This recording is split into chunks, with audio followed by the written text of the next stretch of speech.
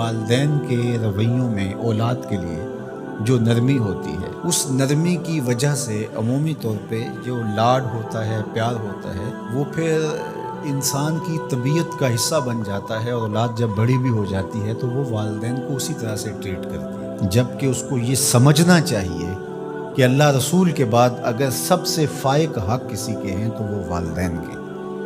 اور ان کی ناراضگی اللہ کی ناراضگی ہے، اور ان کی رضا اللہ کی رضا ہے، ان کو خوش کر دینا اللہ کو راضی کر دینے کے مترادف ہے، اور ان کو ناراض کرنا اللہ کو ناراض کرنے کے مترادف ہے۔ اور یہ بات ذہن میں رکھیے گا کہ اگر والدین راضی نہیں ہیں تو رب بھی راضی نہیں ہے،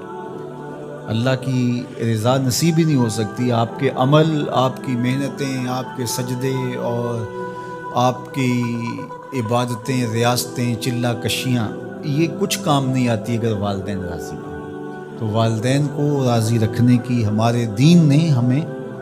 تلقین فرمائی کی۔ اور یہ بھی آپ کو میں بتاؤں کہ کچھ اعمال ایسے ہیں کہ جن کی جزا اور سزا آخرت میں دیکھنا ہوگی، لیکن کچھ اعمال ایسے ہیں جن کی جزا اور سزا دنیا میں بھی بندہ دیکھ کے جاتا ہے۔ ان میں سے ایک عمل والدین کی فرما برداری ہے۔ جو والدین کا فرما بردار ہو، آپ اس کی پگڑی کا کلس کبھی نیچا ہوتے نہیں دیکھیں گے، اور وہ گناہ جس کی سزا آخرت میں تو ہے ہی ہے، دنیا میں بھی ضرور ملتی ہے، وہ والدین کی نافرمانی۔ اس شخص پہ نشان لگا لے جو ماں باپ کا بے ادب اور گستاخ ہو، آپ اس کو دنیا پہ بھی رسوا ہوتا پائیں گے، دنیا پر بھی وہ سرخرو نہیں ہو سکے گا۔ دنیا کے اوپر جتنے لوگ بھی سرخرو ہوئے ہیں، کامیاب ہوئے ہیں، چاہے وہ مسلمان ہیں چاہے وہ کافر ہیں، آپ اگر ان کی تاریخ پڑھیں تو آپ کو نظر آئے گا کہ ان کے پیچھے ان کے والدین کی دعائیں ہیں۔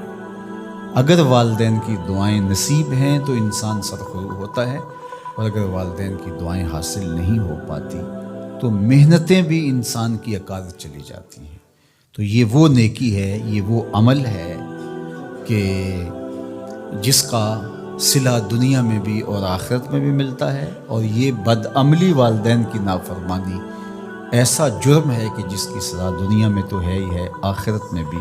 اور دنیا میں دونوں میں اس کو جو ہے وہ حاصل کرنا پڑتی ہے۔ والدین نیکوکار ہوں، صالح ہوں، پاکیزہ عمل ہوں تو ان کی تو عزت اولاد کرے گی ہی کرے گی، والدین برے ہی کیوں نہ ہوں، یا والدین بہت گناہ گار ہیں، شرابی ہیں اور بدکار ہیں اور اعمال بد ہیں، تو ان کی توہین نہیں کی جائے گی، اور اس بد اعمالی کی وجہ سے ان کے لیے دعائے خیر کی جائے گی۔ حتیٰ کہ والدین کافر بھی ہوں تو ان کا کفر اپنی جگہ پہ ہے، لیکن اولاد ان کافر والدین کی بھی توہین نہیں کرے گی، ان کے ساتھ وہ حسن سلوک کرے گی والدین ہونے کے ناطے سے، اور نیکوکار ہوں، صالح ہوں تو پھر ان کے تو حقوق اور زیادہ عائد ہو جاتے ہیں۔ تو ماں باپ کے ساتھ ہمیں حسن سلوک کرنے کی تلقین کی گئی ہے۔ اچھا، یہاں اولاد کے لیے کبھی مسئلہ بن جاتا ہے، ماں کچھ اور کہہ رہی ہوتی ہے اور باپ کچھ اور کہہ رہا ہوتا ہے، اب اولاد کس کی اطاعت کرے؟ ماں کا حکم الگ ہوتا ہے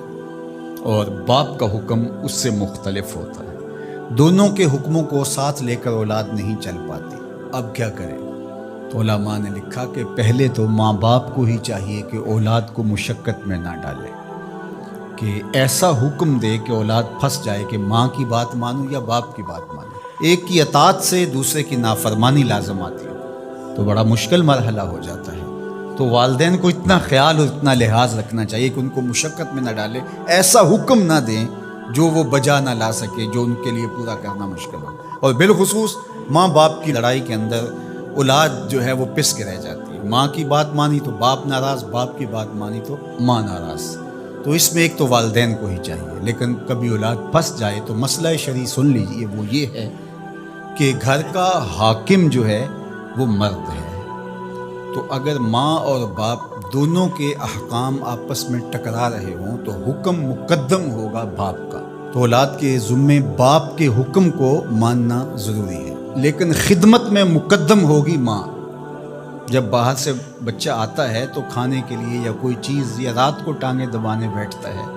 تو خدمت میں مقدم ماں ہوگی، لیکن حکم کی تعمیل میں مقدم باپ ہوگا۔ تو شریعت اسلامیہ نے ہمیں یہ حکم دیا، چونکہ خدمت میں یہ جو حدیث میں نے آپ کے سامنے رکھی ہے، تو صحابہ نے حضور سے جب پوچھا کہ ہمارے حسن سلوک کا سب سے زیادہ مستحق کون ہے، تو فرمایا اماں کا، تیری ماں۔ پھر کہا سما من، پھر کون؟ تو پھر فرمایا اماں کا، تیری ماں۔ پھر تیسری مرتبہ پوچھا تو فرمایا تیری ماں، اور چوتھی مرتبہ فرمایا ابا کا، تیرا باپ۔